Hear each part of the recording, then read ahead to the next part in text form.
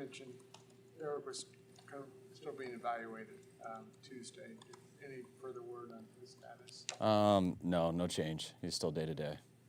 What's the plan for Jimmy Ward? We're going to go put him in practice today. We're not going to do much full speed. Just only 2 days removed, but he'll be out there all week, and we'll see if he's ready to go for Sunday. So there is a chance that he can. Yeah, there is a chance. Yeah, him and Jason are the same deal.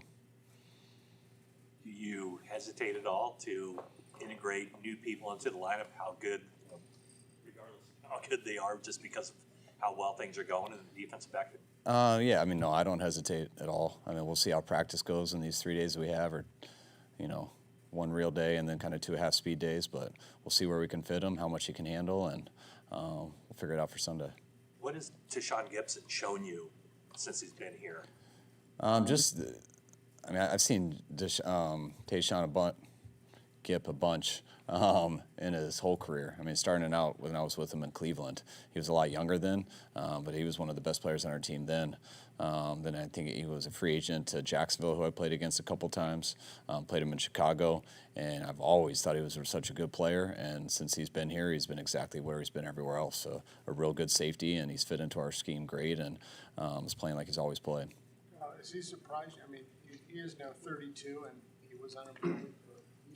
Yeah, when you're around someone 8 years ago or whatever it was and gone against them, see them at a high level, and then they're available, and then everyone talks about age and stuff, numbers. So you always expect a decline, which I'm sure there is if we tested him out on a combine. But when it comes to watching him play football and stuff, it's been really good. He was a big acquisition for us. It's having such a eye-catching season. Is part of that due to Gibson just enabling Hufanga to play close to the line and make plays, that Gibson's so reliable back there that they kind of work well together? I'm sure that stuff helps, but when he's making plays in single safety, it's because there's a guy deep, and when it's two shell, they're not really tied together. It's about the corners to his side and stuff. So I know they talk a lot of ball, and I'm sure that stuff helps, which you could ask Huff on. But that's stuff Huff was doing last year also. He just didn't have as many opportunities. When it comes to your offense, is there a common thread why you guys aren't scoring a lot of points after halftime, or are there a lot of multiple layers tied together? I don't think there's a common thread, just because I think it's been different each game. I don't think we scored after half. You always can chalk stuff up in Chicago to the monsoon that came down. Last week we got 7 points taken off the board, and then we missed a field goal and didn't have the ball that much in the second half. But no, I think it's been different. Each game's different.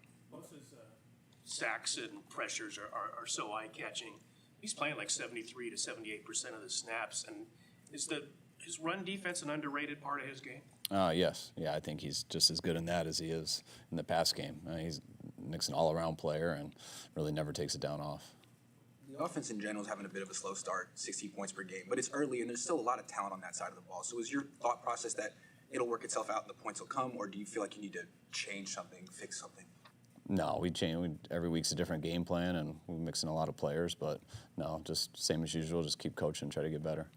Kyle, this is the start of another long stay for you guys, and you guys have had success doing that in the past.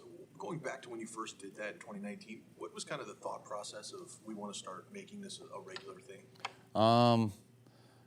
The first year I didn't realize the time difference.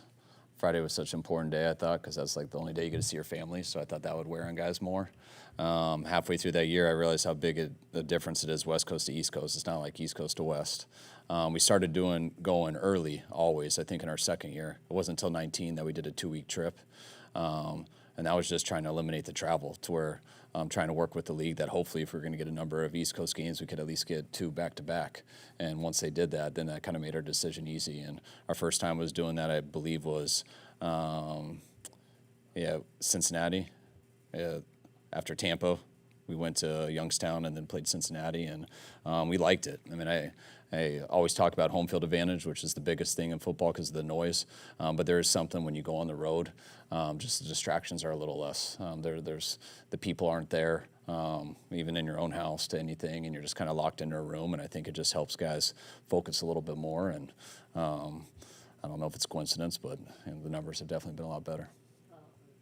Last December, Kittle had that kind of monster 3-game stretch, and since then he's played eight games and has 21 catches and 220 yards, and I mean, just very non-Kittle-like numbers. Can you explain kind of why his production as a pass catcher hasn't been there?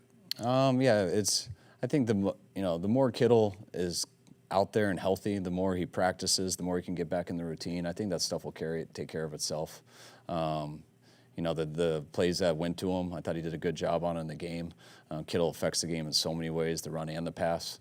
We definitely want to get him the ball more, but something we're not that concerned about. We think it'll take care of itself just as we get going.